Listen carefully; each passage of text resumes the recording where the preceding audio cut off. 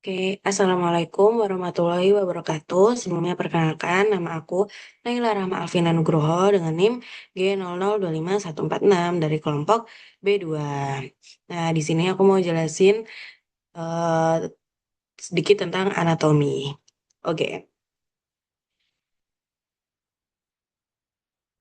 nah OGM atau organa genitalia maskulina dia tuh dibagi menjadi tiga struktur.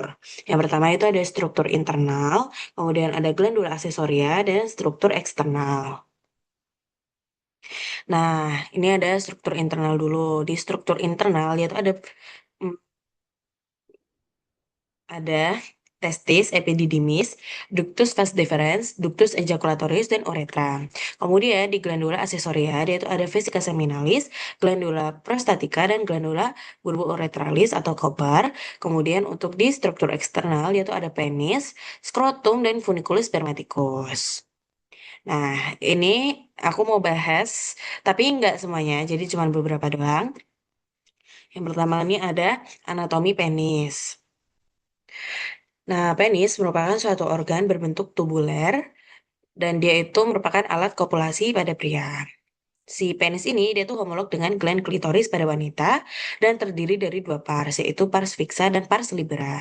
Di pars fixa dia tuh dibagi lagi ada bulbus dan crus penis, kemudian di pars libera itu ada corpus spongiosum dan corpora cavernosum. Nah, tadi kan sempat disinggung kalau si penis ini homolog dengan gland klitoris.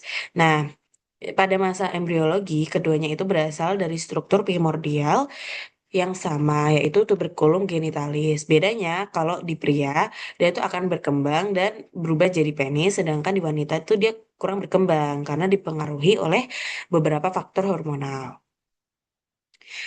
Nah, ini lanjut di parsnya. Dia kan ada tadi pars libera penis. Itu dibagi dua, ada corpus spongiosum dan corpora cavernosa. Sedangkan di pars fixa itu dibagi dua juga, ada bulbus penis dan crus penis dextra et sinistra.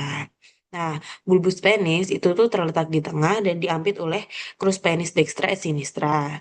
Nah, ke distal dia tuh akan berlanjut menjadi corpus spongiosum dan glans penis.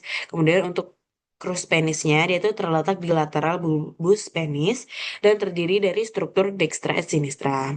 Pada bagian dorsal dia akan membentuk corpora spongiosa penis. Nih untuk gambarnya. Ini bagian bulbus penis, sedangkan ini crus penisnya. Terus ini corpus spongiosum penis dan ini corpora cavernosa penis.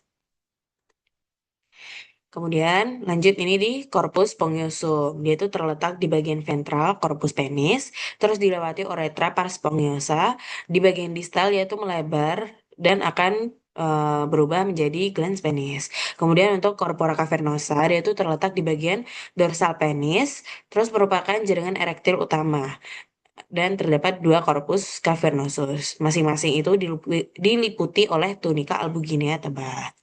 Di corpora cavernosa itu juga ada ruang-ruangannya yang disebut itu cavernae atau sinusoid cavernosum. Dan di tengahnya itu terdapat arteri profunda penis atau arteri cavernosa. Cavernosus. eh Corpus spongiosum ini pokoknya. Terus kalau cavernosa di ini yang dikotakin. Lanjut. Nah, di corpus spongiosum, di bagian dalamnya itu, glans penis akan mengalami pelebaran yang disebut sebagai fossa navicularis. Lalu, pada ujung glans penis juga terdapat lubang yang merupakan muara uretra yang disebut ostium uretra externum. Kemudian, di bagian proksimal dari glans penis terdapat batas antara korpus dan glans berbentuk cekungan disebut sulcus corona glandis. Terus kulit yang menutupi glans penis itu disebut prepucium. Nah, prepucium ini dihubungkan dengan glans penis oleh lipatan yang terdapat tepat di bawah muara uretra atau ke arah bagian ventral penis dan dinamakan frenulum preputii. Terdapat glandula Tison di dalam prepucium yang menghasilkan smegma. Lanjut ada corpora cavernosa. Nah, corpora cavernosa ini tuh merupakan jaringan erektil dan mm, dibungkus oleh jaringan ikat yang disebut sebagai tunika albuginea. Tunika albuginea ini terdiri dari dua lapis. Yang pertama itu letaknya superficial atau langsung membungkus kedua corpora cavernosa menjadi satu. Dan yang kedua itu letaknya profunda. yang membungkus masing-masing corpus cavernosum penis, dexter, sinister. Ruangan dalam corpus cavernosum disebut cavernae. Kemudian saat ereksi, cavernae ini akan berisi darah dan tunika albuginea. Dexter et sinister itu menyatu di medial yang disebut septum pectiniforme penis. Nah, di sebelah superior dan inferior dari septum pectiniforme penis terdapat terbentuk dua cekungan. Di sebelah superiornya itu ditepati oleh arteri dorsalis penis dan vena dorsalis profunda penis, sedangkan yang di inferior itu ditempati oleh corpus spongiosum penis. Lanjutnya ada anatomi skrotum. Nah, anatomi skrotum dia itu merupakan lapisan pembungkus testis yang terdiri dari 9 lapisan, berfungsi mengatur suhu testis yang optimal untuk spermatogenesis, dan pada bagian mediana skrotum terdapat rape skroti. Nah, ini untuk urutannya itu dimulai dari kulit, fascia dartos, kemudian fascia spermatica, musculus, eh, cremasterica, fascia spermatica interna, tunica vaginalis, lamina parietalis, tunica vaginalis, lamina visceralis, tunica albuginea, tunica vasculosa, substansia testis. Oh, pokoknya udah ada urutannya. Nah, lanjut ada anatomi testis. Itu merupakan struktur yang homolog dengan ovarium pada wanita, terus terletak di dalam skrotum dan terdapat sepasang. Testis kiri itu lebih rendah dari testis kanan karena funiculus spermaticusnya itu lebih panjang. Nah, funiculus spermaticus itu apa sih? Funiculus spermaticus adalah yang menghubungkan testis dengan struktur yang terletak dalam kavum abdomen atau tempat testis berasal pada masa embrion. Nih, gambarnya. Kemudian ada lapisan pembungkus testis, yaitu terdiri dari tunica vaginalis, lamina parietalis, lamina visceralis, tunica albuginea, dan tunica vasculosa. Nih, untuk tunica vaginalis, dia itu ada dua lamina, yaitu lamina parietalis dan lamina visceralis. Lamina parietalis itu menempel pada fasies interna skrotum, sedangkan visceralis itu tuh menempel langsung pada substantia testis. Di antara kedua lamina ini tuh terdapat suatu ruang yang disebut cavum vaginalis testis. Kemudian ada tunica albuginea, yaitu tonjolan-tonjolan tunika albuginea yang masuk ke dalam testis itu disebut septum atau trabecula yang membagi testis menjadi 200 sampai 300 lobuli. Di dalam setiap lobulusnya itu terdapat tubuli contorti seminiferi dan di dalam tubulus contortus itu terdapat dua buah sel yaitu sel Sertoli atau sel yang menyokong dan sel spermatogenetik atau yang menghasilkan sperma. Sedangkan di antara tubulus terdapat sel interstisial Leydig yang menyekresikan testosteron. Kemudian ada tunika vaskulosa yang terdiri dari pembuluh darah dan jaringan ikat longgar. Kemudian untuk jalur perjalanan sperma. Itu yang pertama tuh di testis atau tubulus seminiferus. Sperma itu pertama kali diproduksi melalui proses spermatogenesis di tubulus seminiferus. Nah, sel sperma yang terbentuk itu masih belum matang, jadi belum bisa bergerak. Nanti dia tuh akan berlanjut ke tubulus rectus atau tubuli recti, saluran pendek yang menghubungkan tubulus seminiferus dengan rete testis. Kemudian di rete testis itu jaringan saluran di dalam testis yang berfungsi mengumpulkan sperma dari tubulus rectus. Nah, dia itu akan berlanjut nih ke ductus efferent yang mengalirkan sperma dari rete testis ke epididymis. Nah, di sini nih mulai terjadi penyerapan cairan sehingga sperma itu lebih terkonsentrasi. Lanjut di epididymis itu adalah tempat pematangan dan penyimpanan sementara sperma. Yang sperma jadi motil, dapat bergerak dan siap untuk fertilisasi. Jadi pematangan itu di epididymis. Terus lanjut ke ductus deferens. Dia itu saluran panjang yang membawa sperma dari epididymis ke rongga panggul dan memiliki otot tebal untuk mendorong sperma saat ejakulasi.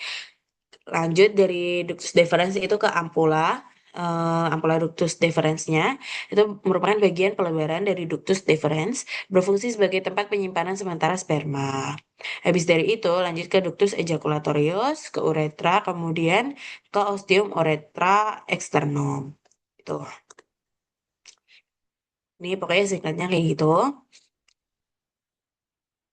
Terus habis itu ada klinis. Ada beberapa klinis dari organa genitalia maskulina. Yang pertama itu ada torsiotestis, yaitu terpelintirnya funiculus spermaticus yang berakibat pada eh, strangulasi arteri testicularis yang kemudian dapat menyebabkan infark atau nekrosis testis. Nih, harusnya yang normal tuh kayak gini, cuman kalau torsiotestis itu jadi terpelintir kayak gini.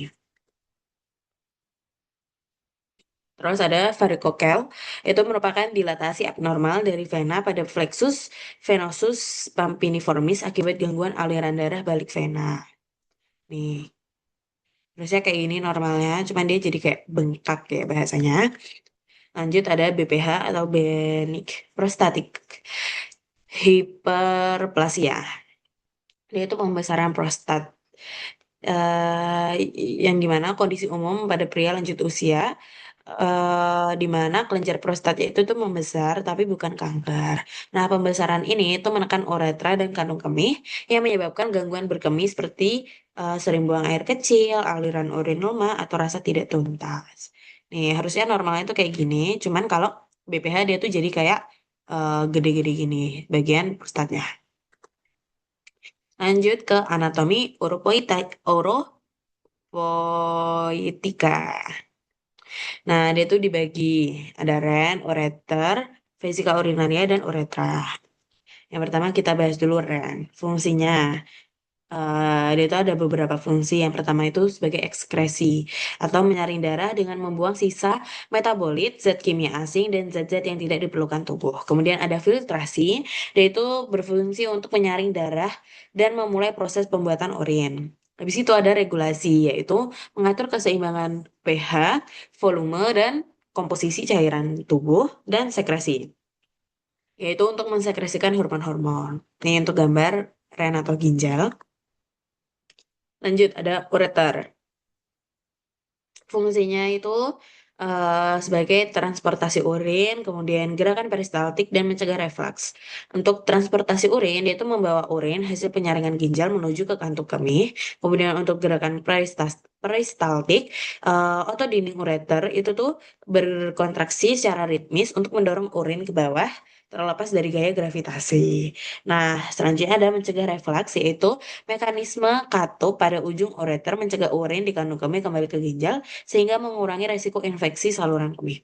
Makanya kalau ya itu lanjut.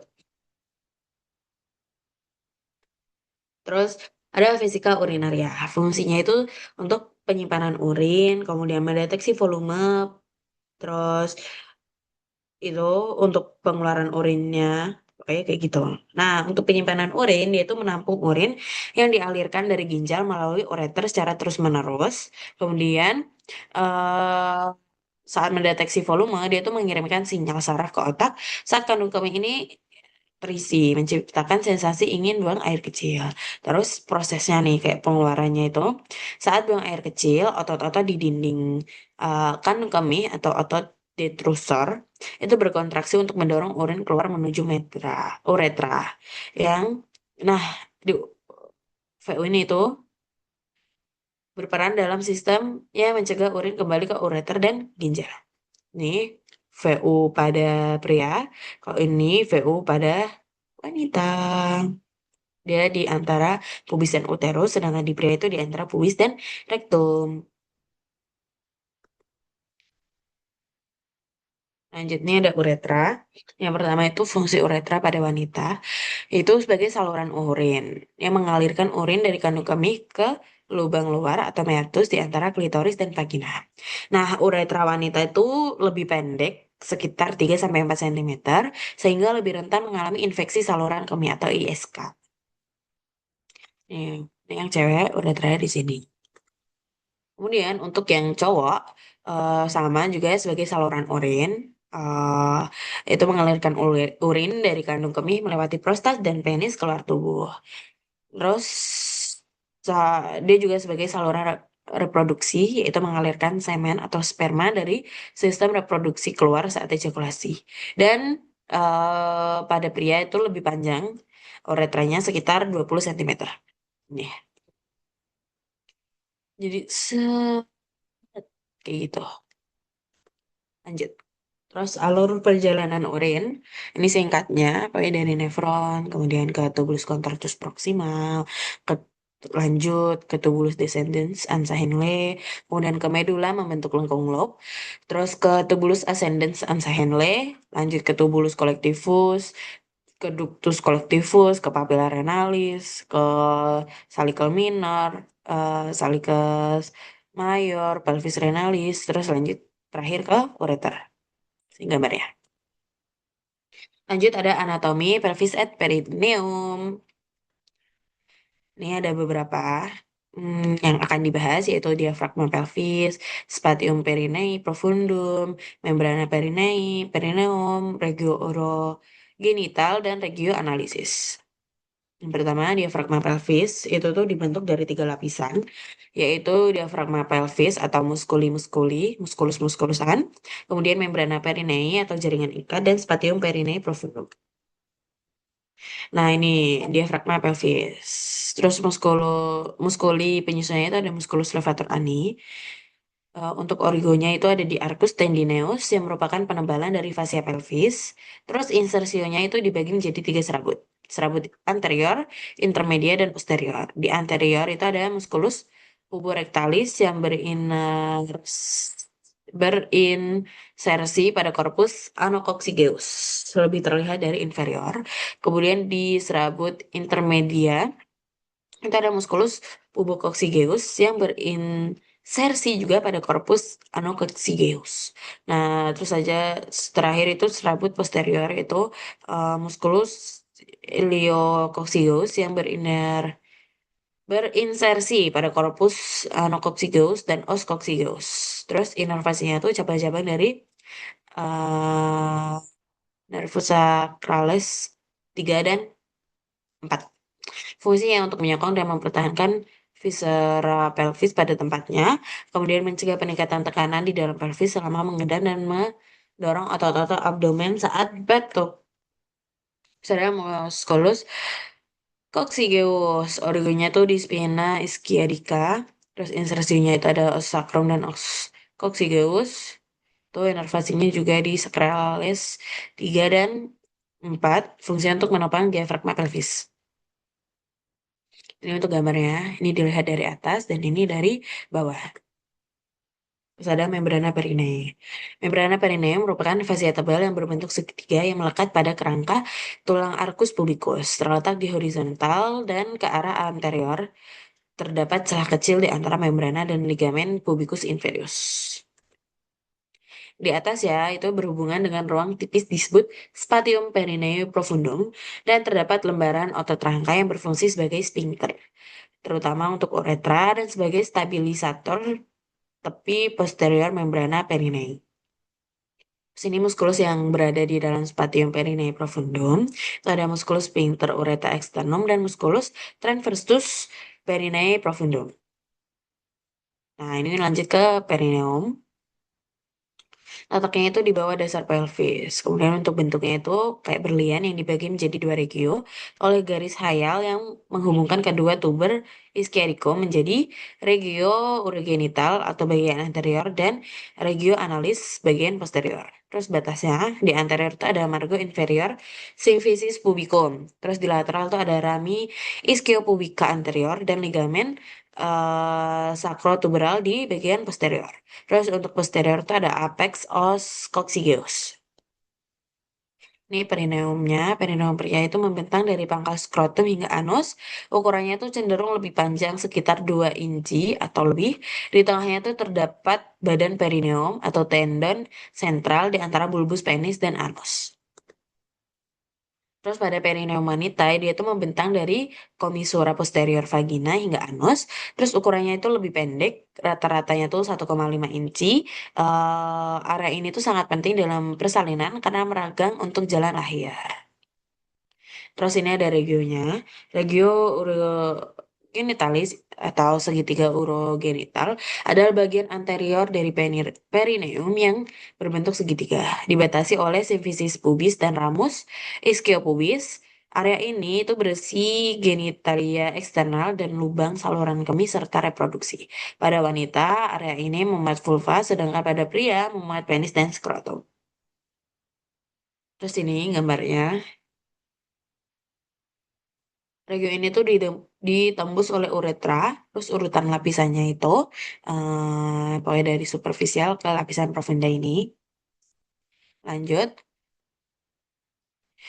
Oh ya, ini yang pada pria. Kemudian ini pada wanita. Kalau pada wanita itu selain ditembus oleh uretra, juga ditembus oleh vagina di bagian posterior uretra. Terus strukturnya itu sama, tapi ada modifikasi sedikit pada susunannya. Ini urutannya. Oh ya, terus ada sebelum lanjut kita bahas dulu ada tipe-tipe pelvis.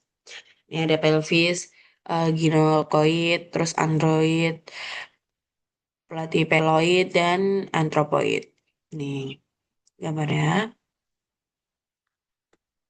Kemudian untuk perbedaannya, ini pelvis yang cowok, ini cewek, yang ini cowok. Nah, perbedaannya kalau di cewek itu tuh aditusnya itu kayak bulat tadi itu, sedangkan kalau di cowok itu kan kayak jantung. Terus untuk eksitus pelvis ya lebih luas di wanita karena kan buat melahirkan juga. Kemudian untuk os sakrumnya itu di wanita itu pendek, luas, dan kurang melengkung, sedangkan di pria itu panjang, sempit, dan melengkung ke depan. Untuk os coccygeusnya itu lentur pada wanita, sedangkan pada pria itu kuat. Terus os iliumnya itu miring ke lateral pada wanita, sedangkan pada pria itu lebih tegak. Nah, pokoknya ini ya. Intinya yang utama itu kalau wanita itu bulat bentuknya, sedangkan pria itu kayak jantung. Terus ada bidang-bidang Hodge. Ini ada bidang Hodge 1, 2, 3, dan 4. Nah, yang satu itu tuh dia ditarik hingga aditus pelvis ini. Kemudian untuk 2 ditarik melalui tepi bawah sifisis osis pubis dan sejajar dengan bidang Hodge 1. Ini. Sedangkan Hodge 3 itu ditarik setinggi spina ischiadica dan sejajar dengan bidang Hodge 1 dan 2. Ini. Terus bidang Hodge 4 dia ditarik setinggi os coccygeus dan sejajar dengan bidang Hodge 1, 2, dan 3. Ini ya gambarnya. Terus lanjut ada episiotomi. Terus selama melahirkan, perineum itu akan meregang dan akan merobek. Untuk mencegah rupturnya muskulus sphincter ani dilakukan episiotomi. Ada 2 tipe episiotomi, yaitu episiotomi median dan mediolateral. Lateral. Kalau median, kayaknya ini lurus. Kalau medio itu yang miring ini. Nah, pada episiotomi median, sayatan tuh dimulai pada garis tengah komisura posterior lurus ke bawah tetapi tidak sampai mengenai serabut sphincter ani. Terus sedangkan pada episiotomi mediolateral itu sayatannya dimulai 45 derajat dari midline. Berarti benar tadi. Lanjut.